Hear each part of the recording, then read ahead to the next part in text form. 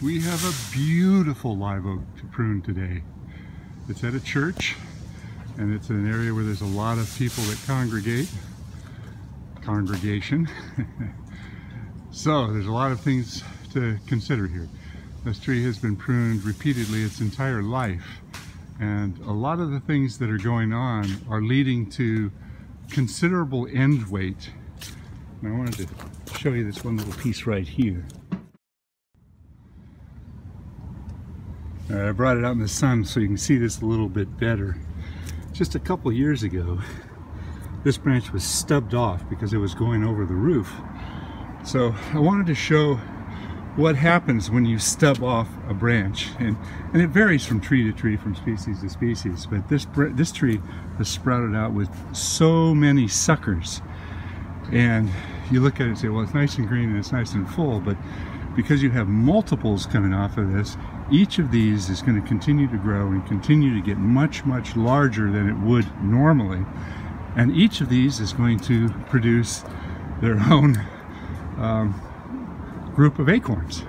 So by stubbing a branch off and not maintaining it, oftentimes it'll lead to an excessive amount of end weight that is directly associated with the way that you prune the tree. It's always interesting to look at what happened in past pruning operations. Now, there was a snip here and a snip here, and even this one resulted in doubling up. This one, for some reason, went crooked and created all of its growth over there. So in the long run, you can say, well, what's going to happen here? Well, it's going to do one of two things. It's either going to develop enough tissue to envelop this wound and carry on and not be a big problem, or decay can set in here, and this can become a weakness. Oftentimes the decay is associated with the size of the wounds. Larger wounds are much more prone to decay. It takes much longer for them to be encapsulated by the active cambium tissue that grows up and around it. And it's very important to recognize that trees do not heal. Trees encapsulate, they grow around, they absorb the wounds. So the wound can become trapped within, or it can continue to decay and become much, much worse. Oh, look at that. You've got, looks like whitefly on the underside of all these leaves. There's so many insect problems that are associated with live oaks, Quercus agrifolia. There are many types of moths, there's many types of leaf-eating insects, there's many types of galls that are associated with it, are often brought in by insects. So many problems. There are wood borers. There's the ambrosia beetle that attacks them. The lacewing. It just goes on and on and on and on. But in the same breath, there are a lot of predators that go after a lot of these insects. Now, I'm not an advocate of pest control unless absolutely necessary. People are often saying, well, what can we do? How can we fix it? Now, sometimes our interference is the biggest problem, and sometimes it's best to just kind of let it go through its cycle. And the leaves come on, they'll become eaten by the insects, they'll fall off, predators will move in, some birds might eat the moth caterpillars, and there is a balance to it. There's another huge problem associated with this particular species of tree. And you see these little tiny acorns right here?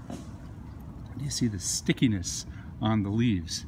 That is very often associated with a weevil that gets into the acorns.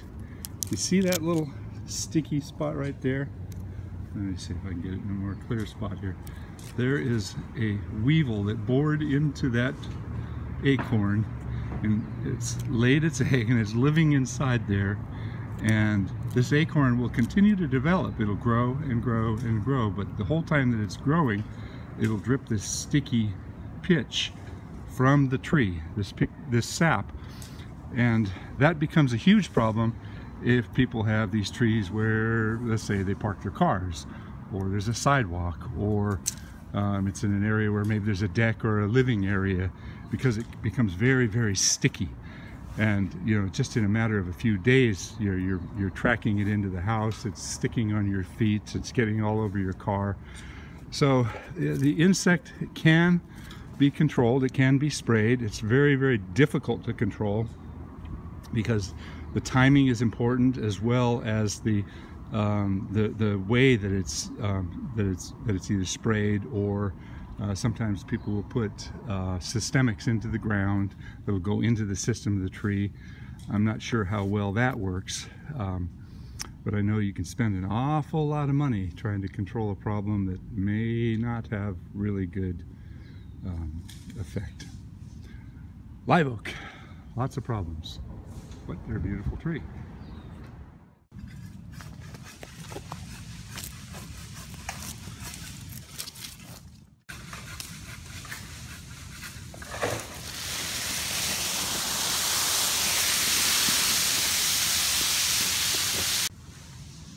You got to look at all the cavities and the defects and the weaknesses. How deep is this hole here?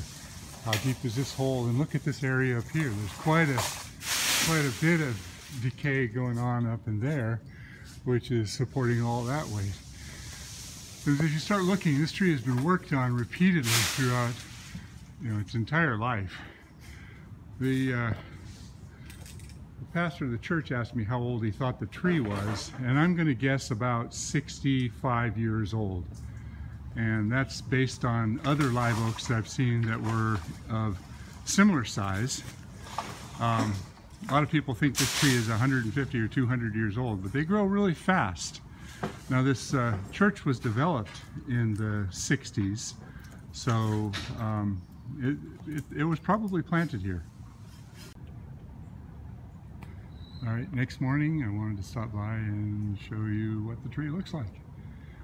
So we got it away from the building, we lightened it up, but all in all the tree looks very, very similar, but we took a mountain of brush off of it. The areas of greatest concern were some of these really long branches. You can see how much weight we ended up taking off of this one, but we have to leave enough foliage out there as well. This is interesting. I didn't even notice this yesterday. There's an old wound with cement in it, which means that this branch is potentially weakened by that, and there's quite a bit of decay down here. That's interesting that somebody put cement in there. It doesn't look like it's that old either. I'm going to guess that it was either a parishioner of the church or maybe an employee of the church that said, "I know what to do.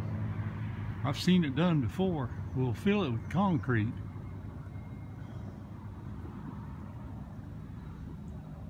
And then it's lifted off of the building. Yeah, we could easily spend another day on this tree, but I think for what they've done, it looks pretty good. There was a whole bunch of cables up in the tree too. I had the guys check them, and they're all very, very tight. It's kind of hard to see. There's one right there, one up above, one coming down. And so all these things add up to potential long-term problems.